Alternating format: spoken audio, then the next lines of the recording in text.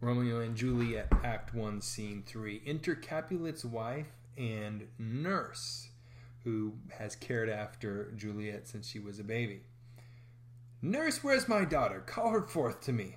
Now by my maidenhead at 12-year-old I bade her come. What, lamb? What, ladybird? God forbid. Where's this girl? What, Juliet?" Enter Juliet. "How now? Who calls?" "Your mother." "Madam, I am here. What is your will?" "This is the matter. Nurse, give leave a while. We must talk in secret. Nurse, come back again. I have remembered me. Thou'st hear our counsel. Thou knowest my daughter is of a pretty age. Faith, I can tell her age unto an hour. She's not 14.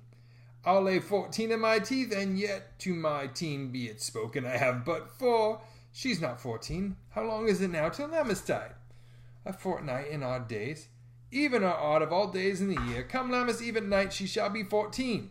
Susan and she, God rest all Christian souls, were of an age. Well, Susan is with God. She was too good for me.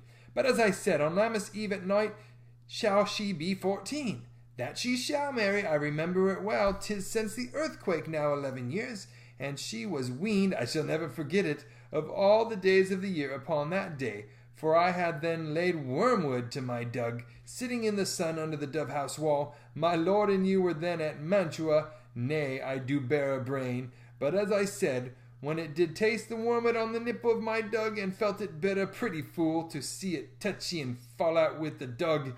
Shake, quoth the dove-house, 'twas no need, I trow, to bid me trudge. And since that time it is 11 years, for then she could stand it high lone, nay, by the rood, she could have run and wallowed about, for even the day before she broke her brow, and then my husband, God be with his soul, was a merry man, took up the child. Yea, quoth he, dost thou fall upon thy face? Thou wilt fall backwards when thou hast more wit, wilt thou not, Jewel? And by my halidome, the pretty wretch left crying, and said, "Aye, to see now how a jest shall come about. I warrant, and I should live 1,000 years, I never should forget it. Wilt thou not, Jewel?" quoth he, and pretty fool, it stinted and said, "Aye." "Enough of this, I pray thee, hold thy peace." "Yes, madam, yet I cannot choose but laugh to think it should leave crying and say aye. And yet I warrant it had upon its brow a bump as big as a young cockerel's stone, a perilous knock, and it cried bitterly.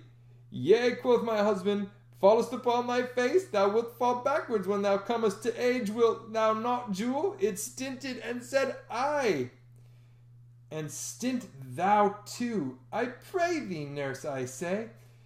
Peace, I've done. God mark thee to his grace. Thou wast the prettiest babe that I ever nursed, and I might live to see thee married once. I have my wish.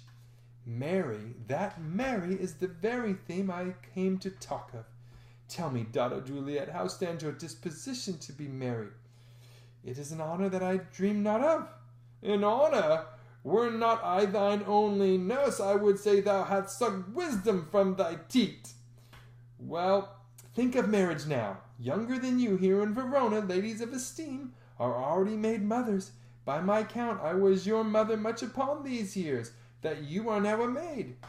Thus then in brief, the valiant Paris seeks you for his love. A man, young lady, lady, such a man is all the world. Why, he's a man of wax. Verona's summer hath not such a flower. Now he's a flower, in faith, a very flower. What say you? Can you love the gentleman? This night you shall behold him at our feast.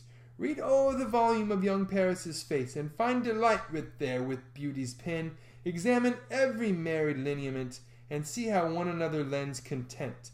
And what obscured in this fair volume lies, find written in the margent of his eyes. This precious book of love, this unbound lover, to beautify him, only lacks a cover.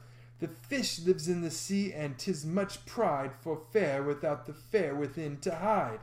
That book in many's eyes doth share the glory that in gold-clasped locks in the golden story. So shall you share all that he doth possess by having him, making yourself no less. No less? Nay, beggar women grow by men. Speak briefly. Can you like of Paris's love? I'll look to like, if looking liking move, but no more deep will I indart mine eye, than your consent gives strength to fly. Enter servingman.